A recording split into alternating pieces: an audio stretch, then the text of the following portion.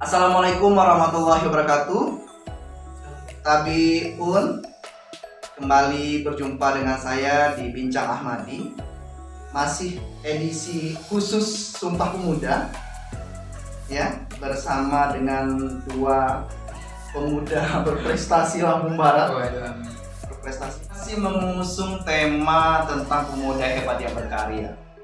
Jadi untuk yang kedua ini, saya kedatangan di sisi kanan saya Adinda saja lah ya, jangan Anda. Saya terasa tua kalau saya panggil anak dengan narasumber ini, dengan Adinda Depta Guntama dan Ahmad Rizky Wahyu Pradana, ya, pemuda genre Lampung. Saya kenalkan dulu sisi kiri saya, Ahmad Rizky Wahyu Putra Pradana, ya. Iya Pak, betul. Oh iya, Iya Kak gitu. iya kakak, Iya, bapak ya. Bang ya Bang. Lahir di Bandar Lampung, jauh juga Ki. Iya. 23 Maret tahun 2021, kan tegang lah, biasa aja. Nervous. Aduh. Pendidikan saat ini Fakultas Hukum Universitas Lampung. Wih, ada tingkatku ini. Ada tingkat jauh ya. Iya, Fakultas Hukum sama kita Pak. Ya sesama ya. Organisasi Ketua Umum PIK Raya Unila 2020. Mantap ya. Bisa menjadi ketua, apa itu namanya? UKM. Iya, UKM Pak. UKM tingkat universitas ya. Iya, universitas. Tingkat Universitas Pusat Informasi dan Konseling Raya. Raya Unila ya. Iya. Anak liwa jadi dedengkotnya unit kegiatan mahasiswa, luar biasa. Kemudian anggota bidang PP Forum Genre Lampung. Kemudian prestasi juara 3 duta mahasiswa genre Unila 2019. Juara 3. Gak sampai juara 1. Enggak sampai di tiga besar enggak bisa jawab. Gak bisa jawab. Juara yang kedua, juara harapan 1 duta genre putra Provinsi Lampung. Harapan satu, belum satu. Dari 4 peserta itu ini. Rame ya peserta. Rame. Ya.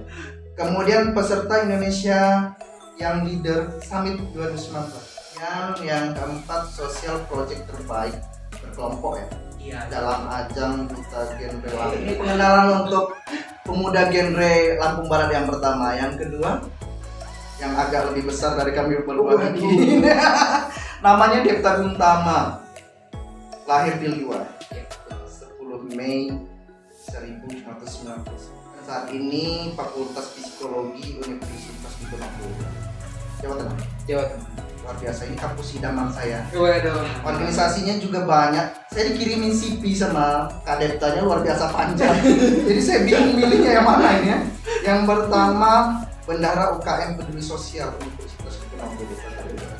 Sosial.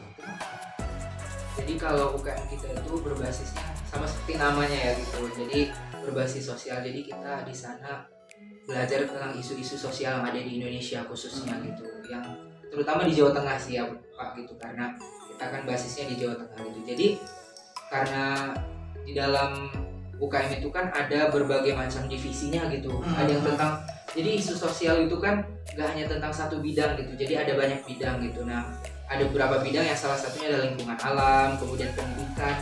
Kedua, Bendahara UKMF. Ya. Kegiatan mahasiswa fakultas ya. Fakultas gitu. Dari tadi ngejar iki. Apa bacanya? Psikovokalista. Iya betul. Fakultas Psikologi Universitas Diponegoro tahun 2019. Iya. Forum Anak Nasional tingkat Kabupaten Lampung Barat 2017. Kemudian Ketua Ekstra Kurikuler Remaja Kenangan 2015. Kiki juga ya, Kiki 2016. Ya, Iya Pak. 2016. Ini penerus saya teman-teman. Oh iya, ini serah terima jabatan ini ya. Prestasinya sama tadi, panjang juga. Saya bingung yang mana yang mau saya ambil ya. Rata-rata medali emas, jadi ada medali emas kompetisi paduan suara. Paduan suara deh. Saya agak kaget juga tadi. Kurang meyakinkan ya Pak muka. Enggak, karena SMA saya belum pernah dengar dia nyanyi. Tapi dia medali emas kompetisi paduan suara kategori dewasa lomba paduan suara Universitas Gajah Mada 2019 ya. Iya betul. Tangan dulu. Waduh. Karena saya belum pernah tahu dia bisa. Kemudian medali silver kompetisi paduan suara kategori lagu daerah Seven Satya Dharma Gita. Ya, choir. Choir. Choir. 2011. Luar biasa ya bahasa Inggris kita ya. Ini bahasa Inggris semua guys ya. Saya agak bingung. Saya lompat aja lah ya daripada saya terlihat bodoh di video saya sendiri. Kemudian Delegasi Provinsi Lampung dalam kegiatan Jambore Kreativitas Remaja genre tingkat nasional 2000. Ini pengenalan singkat kepada Adinda berdua ini. Jadi saya sengaja membawa tema pemuda hebat yang berkarya, kemudian khusus untuk hari ini Dinda berdua ini kita spesifik lagi ke pemuda genre Lampung Barat. Jadi memang anak-anak genre ya, generasi berencana. Pertanyaan pertama. Waduh, Ini tegang aja dari santai ya. Kak Depta, ceritakan tentang Jambore Kreativitas Remaja genre.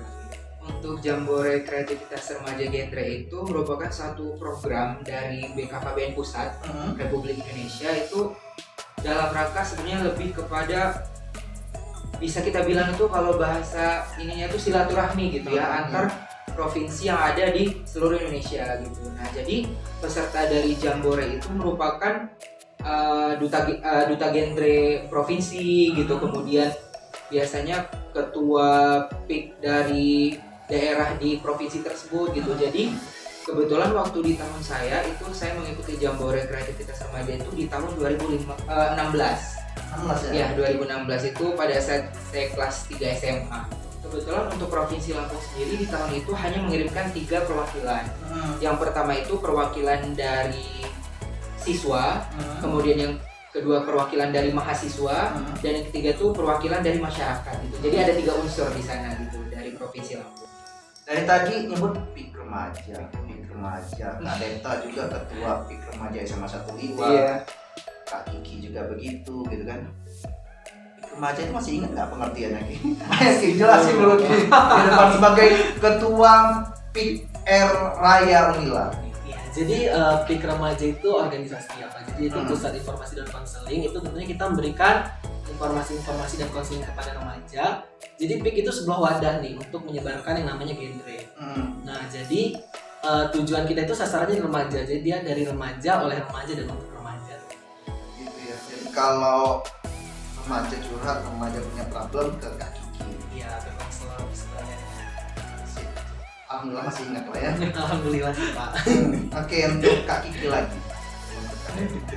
Tadi udah cerita remajanya. Pemuda. Itu siapa? Karena kita ini Sumpah Pemuda tanggal 28. Pemuda itu menurut Kak Kikinya siapa dan apa? Oke. Pemuda itu yang pastinya kita ini apa? Kita ini Masih lah ya. masih lah ya. Yang Masih. kita itu harus nih sebagai pemuda yang pastinya kita harus mampu berencana nih. Jadi karena saya juga dari PIK, jadi saya mau berencana sedikit. Jadi sebagai pemuda kita harus berencana untuk merencanakan masa depan kita yang lebih indah, lebih cerah tentunya, dan juga untuk membangun Indonesia, karena pemuda ini kan merupakan hal yang akan melanjutkan nih di masa depannya. Jadi bagi saya pemuda itu kayak ombaknya Indonesia gitu Pak. Ada pemuda? Kalau menurut saya pemuda itu lebih kepada agent of change. Jadi agen perubahan, di mana pemuda itu sebagai, betul sekali kayak kata Kak Kikinya tadi, sebagai ujung tombak dari Indonesia gitu, agen perubahan gitu, di mana pemuda mempunyai peran gitu ya sebagai salah satu insan yang terbuka terhadap perubahan tentunya gitu ya, seperti kita ketahui. Jadi dengan adanya pemikiran yang terbuka dari pemuda itu harapannya bisa membangun Indonesia menjadi lebih baik lagi ke depan. Kita selalu berbicara genre, generasi berencana. Dan memang BKKBN, pemerintah melalui BKKBN memang sudah mempersiapkan generasi berencana itu memang untuk menghadapi bonus demografi. Generasi berencana itu apa sih? Jadi generasi berencana ini tentunya remaja-remaja yang punya perencanaan nih. Jadi kita di kehidupan ini kita punya 5 transisi kehidupan nih Pak. Yang pertama berperilaku bersih dan sehat, yang kedua melanjutkan pendidikan, yang ketiga mencari pekerjaan, yang keempat itu berkeluarga, yang kelima aktif dalam masyarakat. Jadi kita merencanakan 5 transisi kehidupan yang bakal kita lewati. Saya belum yang keempat. Oh iya, yang keempat pernikahan. Ya, belum. Kak Depta, bonus demografi tadi kita semua. Banyak yang belum tahu itu bonus demografi. Kalau anak-anak pikir remaja, saya yakin bonus demografi tahu. Cuman kalau anak-anak yang di luar ekskul atau UKM itu kan tidak familiar dengan bonus demografi. Bonus demografi Pak. Jadi bonus demografi itu merupakan suatu masa atau suatu transisi di mana sebuah negara itu memiliki usia produktif yang lebih besar atau banyak daripada usia yang tidak produktif di suatu negara gitu. Jadi masyarakat usia produktif itu antara 15 sampai 64 tahun, sementara yang tidak produktif itu di bawah 15 tahun dan di atas 64 tahun. Jadi bagaimana caranya? Yang pasti kita ya sebagai pemuda yang akan menyongsong masa tersebut itu mempersiapkan gitu, karena Usia kita itu ya. Iya betul sekali. Karena dengan adanya bonus demografi ini peluang kerja itu terbuka lebar. Sisi positifnya. Namun di balik sisi positif pasti ada negatif. Betul. Jadi memang bonus demografi. Jadi masa di setiap negara memang pasti melaluinya. Di mana usia produktif itu lebih besar dibanding dengan usia non produktif. Tapi negara juga harus hati-hati karena bonus demografi akan menjadi bom demografi ketika tidak dipersiapkan dengan matang. Bayangkan usia produktif nggak ada pekerjaan, yang begal, ya kan, maling kan, ya itu makanya diperlukan pemuda-pemuda genre ini tadi yang memang sudah punya rencana 5 perencanaan tadi. Kak Kiki, kembali ke Kak Kiki. Kak Kiki kan sekarang usia berapa? 20. Muda ya, 20 tahun, masih remaja lah ya. Iya.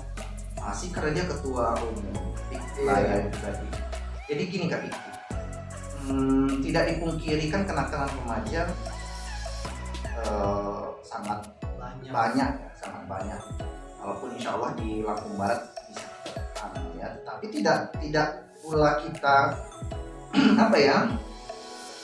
kita tahu bahwa ada juga kok remaja-remaja di Lampung Barat yang terlibat kenakalan remaja itu. Nah, yang jadi pertanyaan dari saya di Bincang Aman itu tadi, giat atau usaha nyata apa yang sudah pernah Kak Kiki lakukan untuk mengurangi kenakalan remaja?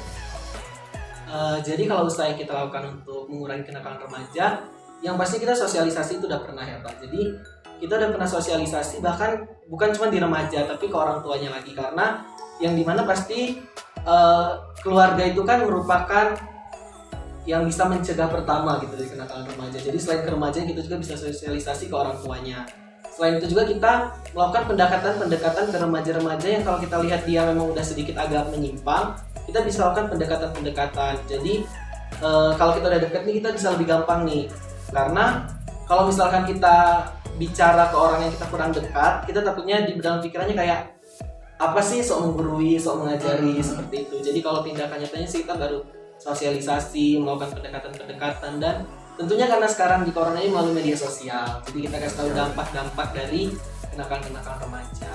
Kalau dari Kak Depta sendiri, peran-peran lah ya, peran nyata lah yang sudah Kak Depta lakukan, apalagi Kak Depta kan mahasiswa Fakultas Psikologi yang memang insya Allah memahami lah ya psikologi remaja. Apa yang sudah Kak Depta lakukan dari SMA dulu mungkin ya, dari masih ketua aksi sampai di Fakultas Psikologi sekarang, apa yang sudah Kak Depta lakukan sehingga Pak Ahmadinya mengundang hadir di sini? Waduh, ya, ini kayaknya salah undang nih ya. Iya, jadi kalau misalnya untuk dari saya pribadi sendiri sebenarnya hampir sama ya kayak Kak Kiki gitu. Dari SMA kita udah sering mengadakan ada yang namanya itu Roadshow to School Pak gitu. Jadi kita untuk Roadshow to School itu kita banyak membahas mengenai tentang kenakalan remaja tadi gitu. Karena kita ketahui bahwa kenakalan remaja itu bukan hal yang sepele gitu ya, karena kita sebagai generasi muda mereka akan menjadi agen of change, agen perubahan di masa depan gitu, sehingga harus punya arah dan tujuan yang jelas gitu. Nah, di sana kita bisa menyampaikan tentang bahaya rokok atau mungkin bahaya seks sebelum nikah gitu dan lain sebagainya, hal berkaitan dengan remaja gitu. Mungkin selama SMA seperti itu. Nah, kalau semasa kuliah itu karena kebetulan saya bergabung juga di UKM Peduli Sosial itu, jadi kita sering mengadakan pembinaan atau pendidikan gitu terhadap misalnya kayak anak jalanan gitu, tentang ya seperti itu. Yang kita ketahui kan kalau anak jalanan itu mereka tidak memiliki pendidikan formal yang cukup gitu. Sehingga kita bisa memberikan pendidikan non formal gitu, seperti melakukan edukasi gitu tentang hal-hal berkaitan dengan bagaimana cara menjadi remaja yang sehat. Pertanyaan terakhir nih. Alhamdulillah. Terakhir ya. Terakhir ini. Terakhir ya. Kayak ujian kan. Tadi dari UTS setelah dia datang di sini dikasih soal lagi ya. Kak Depta, Lampung Barat kan 24 September kemarin tuh ulang tahunnya ke-29. Sudah matang juga itu, sebab kalau dia usia sudah sangat produktif. Menurut Kak Depta, dikaitkan dengan Sumpah Pemuda besok lusa, sebenarnya apa sih peran pemuda genre Lampung Barat untuk pembangunan Lampung Barat kira-kira yang bisa diberikan oleh seorang Depta, oleh seorang Kiki, atau oleh seorang yang lain yang berkecimpung di remaja atau di pemuda genre ini untuk pembangunan Lampung Barat. Kemarin kan Kak Depta baru selesai KKN ya? Iya, betul. Otomatis kan terjun di tengah masyarakat. Kak Depta sudah melihat realita kehidupan masyarakat yang realnya begitu ya. Nah, kira-kira nanti pulang dari sini atau tahun depan atau 2 tahun lagi, apa yang akan Kak Depta sumbangkan untuk Lampung Barat sebagai pemuda genre? Waduh, berat nih kayaknya. Berat. Kamu Ya. mikir Iya, ada waktu mikir. Jadi sebenarnya ini sedikit cerita aja ya Pak ya. Gitu. Jadi saya sempat berbincang-bincang gitu dengan teman-teman sama pemuda Lampung Barat gitu ya. Saya sempat tanyain, kamu kalau udah selesai kuliah mau kerja di mana gitu. Mereka rata-rata bahkan hampir 90% itu menjawab pasti di luar Lampung Barat. Nah, dari situ muncul pertanyaan saya nih Pak gitu. Penasaran aja gitu. Kenapa seseorang yang lahir di Lampung Barat, besar di Lampung Barat, sekolah di Lampung Barat, tumbuh di Lampung Barat, gak mau pulang ke Lampung Barat gitu. Nah, di sini yang masih menjadi pertanyaan saya, kenapa hal tersebut bisa terjadi gitu? Apakah karena memang mereka nggak suka pulang kampung atau gimana? Di Lampung Barat tidak ada lapangan pekerjaan yang menjanjikan? Iya betul, seperti itu atau seperti apa gitu. Nah, tapi setelah saya berpikir gitu, kemudian saya mencoba untuk sedikit berdiskusi dengan beberapa teman juga gitu. Sebenarnya ini masalah tanggung jawab. Jadi bahwa pemuda itu memiliki tanggung jawab gitu untuk berkontribusi terhadap daerahnya gitu, daerah tempat tinggalnya gitu. Sehingga dengan adanya rasa tanggung jawab ini, mereka bisa memiliki kecintaan gitu terhadap daerah tempat dia lahir khususnya gitu. Karena dengan adanya tanggung jawab ini, mereka jadi memiliki perasaan gitu untuk memajukan, membuat Lampung Barat menjadi lebih baik lagi gitu. Nah, di sini maka dari itu saya merasa sebagai pemuda Lampung Barat memiliki tanggung jawab gitu, memiliki peran bagaimana caranya agar saya sebagai pemuda Lampung Barat memiliki kontribusi yang nyata gitu terhadap Lampung Barat. Ini yang nanti mau pulang ke Lampung Barat. Insya Allah, doain. Pakai S2 dulu ya. Iya, siap. Mau pulang ke Lampung Barat. Iya betul, siap. Jadi bagaimana seorang pemuda itu merasa memiliki tanggung jawab gitu, merasa memiliki kecintaan gitu terhadap daerahnya gitu, untuk memajukan apa yang perlu dibenahi, apa yang perlu diperbaiki dari tempat dia lahir atau kampung tercinta. Oke, Kak Kiki, kayaknya sudah ada jawaban. Iya, insya Allah. Pertanyaan yang sama. Gimana Kak Kiki? Jadi kalau misalnya saya yang bisa saya berikan gitu ya untuk Lampung Barat ketika saya dewasa nanti. Udah dewasa nih kayaknya. Oh iya, ketika nanti. Iya, Sekarang kan kita masih berusaha memberikan pastinya. Jadi Sekarang mungkin melalui, karena saya di genre dan saya juga di PIK, jadi saya melalui sosialisasi ke remaja-remaja yang dimana saya berusaha untuk menyiapkan tidak hanya diri saya sendiri, namun remaja-remaja lainnya untuk merencanakan hal-hal yang lebih baik, yang dimana ketika nanti kita sudah memiliki rencana yang matang dan kita dapat pekerjaan juga yang kita inginkan, lalu juga kita bisa merencanakan kehidupan kita dengan baik, otomatis itu bakal berdampak kepada lingkungan sekitar. Jadi yang bisa saya lakukan untuk sekarang yaitu mungkin sosialisasi untuk menyiapkan diri saya sendiri juga dan remaja-remaja lain. Tapi mau pulang Lampung Barat nggak nanti setelah lulus? Rencananya sih mau sih. Rencananya memang mungkin karena saya udah cinta banget juga ya sama Lampung Barat ini. Iya. Jadi saya juga merencana bakal bekerja di sini rencananya. Dan orang Lampung Barat butuh orang-orang unik. Iya, Pastinya ya. Oke, terima kasih Kak Depta, Kak Kiki sudah meluangkan waktu hadir di Bincang Ahmadi. Sebelum kita menutup, kita mungkin salam genre dulu ya. Oh iya. Anak genre punya salam ya. Punya. Coba Kak Kiki yang pandu. Oke. Dimulai apa ini? Oke, silakan. Tegang sekali kita bertiga. Salam genre. Salam. Remaja genre. Sehat, cerdas, ceria. Genre Indonesia. Saatnya yang muda yang berencana. Sekarang berencana itu udah ganti. Oh iya betul, lupa. Untung saya udah diajarin kemarin. Oke, saya agak kaku karena sudah lama kelewat remajanya. Terima kasih sekali lagi. Mohon maaf apabila ada kekurangan di bincang kali ini. Yang pasti kata Kak Depta dan Kak Kikinya, pemuda harus punya tanggung jawab dan harus punya kontribusi untuk Lampung Barat. Betul. Jadi pemuda genre itu merencanakan segala hal dengan matang, mempersiapkan kehidupannya yang akan dicapai ke depan. Yang pasti pulang ke daerah. Kita bangun bersama Lampung Barat.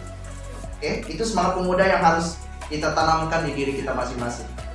Terima kasih. Wassalamualaikum warahmatullahi wabarakatuh.